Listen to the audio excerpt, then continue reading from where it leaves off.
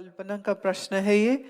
जब शरीर बालक था तो माँ कहती थी भगवान को प्रणाम करो, और स्मृति से एक प्रार्थना निकलती, मैं बोलती काम क्रोध मद लोभ मोह दंभ दुर्भाव द्वेष हरिये। उस समय बुद्धि को कोई समझ नहीं थी, पर फिर भी प्रार्थना करती थी। अब आपसे मिले इस ज्ञान से समझ आ भी रही है। ये सारे क्लेश दूर कब और कैसे करें, कृपया मार्गदर्शन कीजिए। काम क्रोध मद लोभ दंभ दुर्भाव और द्वेष, इसके पीछे कारण सिर्फ एक है, वो है आपका अज्ञान। और आसान करके कहूं तो इस शरीर को मैं मानना मूल है। जब तक ये देह को मैं मानते रहेंगे तब तक इसके अंदर लगी इंद्रियों की तृप्ति के लिए भोग की चाह होगी, पैसा का लोभ होगा, इसके साथ संबंधी जितने हैं उनसे मोह होगा, और मुझे जो भोग की वस्तु चाहिए वो कोई और न ले जाए, इसलिए दंभ करना पड़ेगा कि ये मेरे पास तो रहे, माल दूसरे के पास ना रहे। देखो, आपको हम अपनी अच्छी अच्छी बात बता देते हैं, तो आज बुरी भी एक बताते हैं। बचपन की बात बताती हूँ। बचपन में वो क्या है, सब ना जमीन में चटाई लगा के जमीन में खाना खाते थे। वहीं पे सब प्लेट रखा, पतीले सब चिक्कू भर के रोटी का रखा, तो वहीं सब एक साथ खाते थे। नॉट ऑन डाइनिंग टेबल, उस पे नहीं।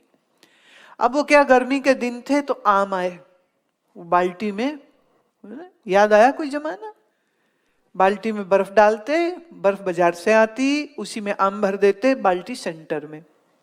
वो छोटी सी बाल्टी थी, और उसमें क्योंकि घर के सदस्य थे 6, तो उसमें 7 या 8 आम होंगे। तो जैसे ही वो बाल्टी धरी गई तो मेरी नजर गई सबसे बड़े और मोटे वाले आम के ऊपर। इसके पहले कि कोई और ले, पट से बड़ा वाला ले लिया। तो बाकी जो भाई बहन है वो सब थोड़ा ची ची ची लगे करने के, भाई ये तो ले गई। अच्छा, बड़ा था तो चाकू से काटना, तो चाकू लिया, ज्यों काटा तो अंदर से आम था काना। अब उस काने आम को देखूं तो सारा खराब अंदर से, हम खा ही नहीं सकते। अब बाकियों को देखूं, वो भी खा रहा, वो भी खा रहा, वो भी खा रहा है, वो भी खा रहा, सब खा रहे हैं, तो हमको किसी ने नहीं दिया उस दिन। ये हमारे लिए प्रैक्टिकल सबक था कि जो चीज बड़ी बड़ी और अच्छी अच्छी लगे वो जरूरी नहीं हर बार अच्छी भी हो, वो खराब भी हो सकती। पर लालच था कि नहीं, लालच में पकड़ लिया, पर बड़ा नुकसान हुआ। अब उसके बाद से एक सबक मिल गया, आम पड़े हों बहुत से, बड़ा कभी मत लो, हमेशा छोटे वाला लो, छोटे के ठीक होने की संभावना अधिक होगी। तो आपका लोभ है। अब आम किसने खाना था? जीव ने। स्वाद किसने लेना था? मन ने। अज्ञान कहता है ये देह तू नहीं, जीव तू नहीं, मन तू नहीं।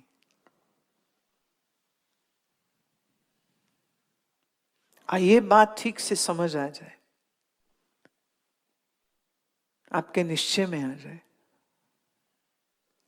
फिर आम क्या, तुम्हारे सामने कोहिनूर हीरे भी पड़े हों तुम तो भी नहीं लेना चाहोगे।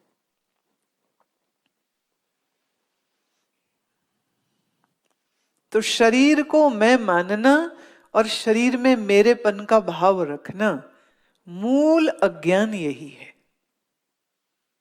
इसलिए क्रोध को हटाने को क्या करें, काम के लिए क्या करें, लोभ के लिए, दंभ के लिए, दर्प के लिए, अलग अलग कितने साधन करेंगे। अरे भाई, सबकी मम्मी एक है, वो है अज्ञान। बस इस अज्ञान रूपी मम्मी का गला घोंट दो, इसके जितने बच्चे हैं वो आप ही मर जाएंगे सारे के सारे। मूल क्या है? अज्ञान। किसका? अपने स्वरूप का, अपने आप का, परमात्मा का।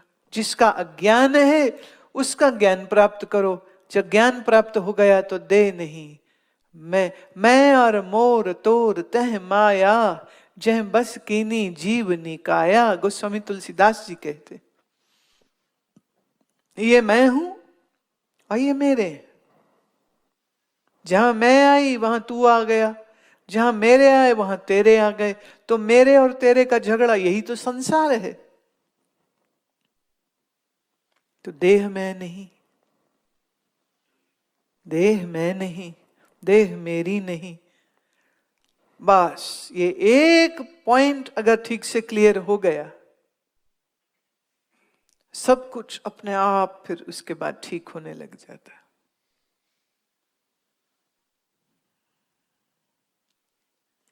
देखो विचार ना कोई ऐसी चीज नहीं है कि आप किसी आधे घंटे 10 मिनट 5 मिनट करें तो काफी होगा। विचार का जो क्रम है वो हमेशा चलता रहना चाहिए। Let me give you one example. जब आप भोजन खाने बैठे तो थाली में पड़े भोजन को देख के विचार करो, अभी ये है, ये रोटी है, ये दाल है, ये चावल है, ये सब्जी, अभी ये है थाली में, ये है, और ये शरीर जो इसको खाएगा ये मैं है। अभी ये है, फिर ये जब इस शरीर में डाला तो ये ही मैं हो जाएगा, और मल मूत्र पसीने के माध्यम से जब ये शरीर से बाहर निकला तो फिर से ये हो जाएगा। शरीर से भिन्न है तो ये है, शरीर में है तो मैं है, जबकि मैं भी ये है। इस मैं का एक बड़ा भाग क्या है, वो भी ये है। मैं तो देह है नहीं, ये अन्नमयी कोश में है नहीं, प्राणमयी कोश में है नहीं, मनोमयी विज्ञानमयी आनंदमयी कोश में है नहीं। तो क्या है मैं और क्या है ये विचार चलता रहना चाहिए। नहाने लगे तो शरीर को देखो, ये मैं है कि ये है। खाने लगो तो ये मैं है कि ये है। अभी जिसको आप मैं कहते हो, ये तो बुद्धि में उठी हुई वृत्ति है। बुद्धि वृत्ति को तुम मैं कह रहे हो, इसलिए बुद्धि सुषुप्ति में सो जाती है तो मैं है का पता ही नहीं चलता।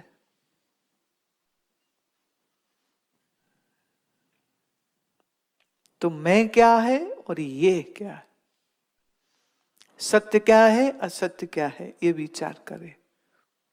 देह क्या है और आत्मा क्या है, ये विचार करें। तो जितना ये विचार गहरा होता चला जाएगा, आपका मन शरीर को मैं मान के जो उल्टे सीधे काम करता है और छलंगे मारता है, ये अपने आप मारनी छोड़ देगा। So simple.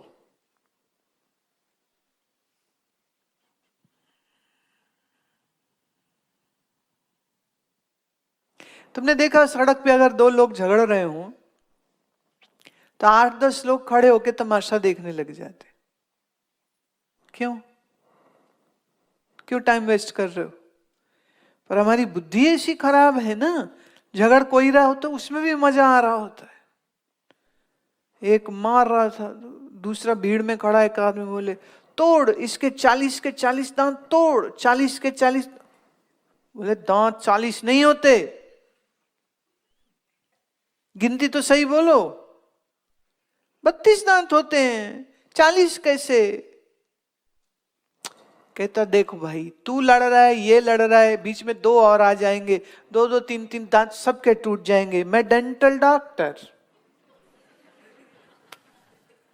सामने ही हूं, मेरी बोनी हो जाएगी।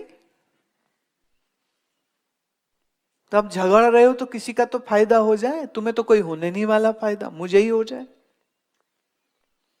तो दूसरे के झगड़े में जाके घुसना नहीं चाहिए। ऐसे शरीर मेरा नहीं, मन मेरा नहीं, बुद्धि मेरी नहीं, इंद्रियां मेरी नहीं, तो इनके झगड़ों में क्यों पड़ना?